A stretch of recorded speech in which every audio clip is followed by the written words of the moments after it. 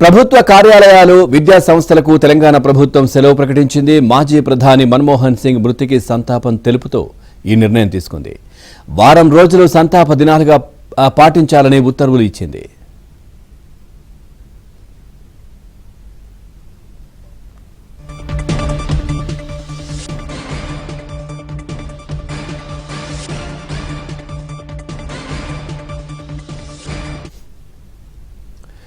చూస్తున్నాం.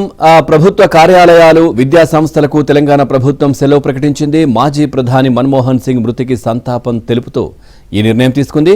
వారం రోజులు సంతాప దినాలుగా పాటించాలని ఉత్తర్వులు ఇచ్చింది. ఓవరాల్గా ఈ అంశానికి సంబంధించి మరింత సమాచారాన్ని మా కరెస్పాండెంట్ నరసింహరావు అందిస్తారు. నరసింహరావు, పూర్తి డీటెయిల్స్ ఏంటి? తెలంగాణ ప్రభుత్వం ఇటు స్కూల్స్ కావచ్చు, తర్వాత ప్రభుత్వ కార్యాలయాలకు సెలవు ప్రకటించినట్టుగా తెలుస్తోంది మన్మోహన్ సింగ్ మరణించిన నేపథ్యంలో.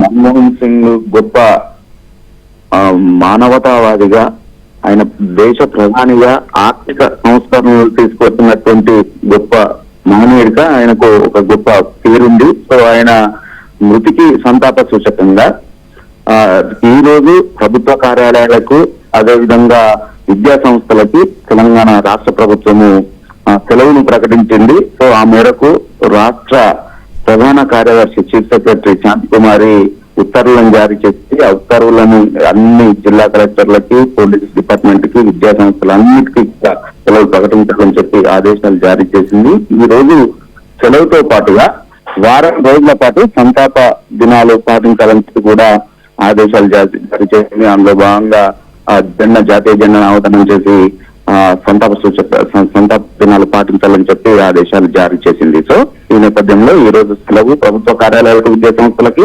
దాంతో పాటుగా వారం రోజులు సంతాప దినాలు ఆయన మృతికి సంతాప సూచకంగా పాటించనున్నారు.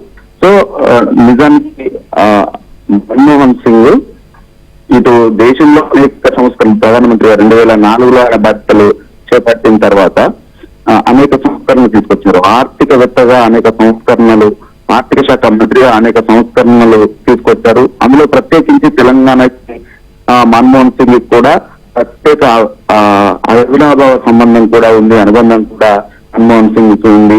తెలంగాణ రాష్ట్ర ఏర్పాటు విషయంలో కూడా ప్రధానమంత్రిగా ఆయన చేసినటువంటి కృషి ఉంది, ఆయన ఇచ్చినటువంటి సపోర్టు కూడా ఉంది. సో తెలంగాణ రాష్ట్ర ఏర్పాటు కావడంలో కూడా ఆనాడు ఆయన ఎంతో సహాయ సహకారాలు అందించారనేటువంటి మాటనైతే ఇటు ఆనాడు ఎంపీలుగా పనిచేసినటువంటి వాళ్ళు చెప్తా ఉన్నారు.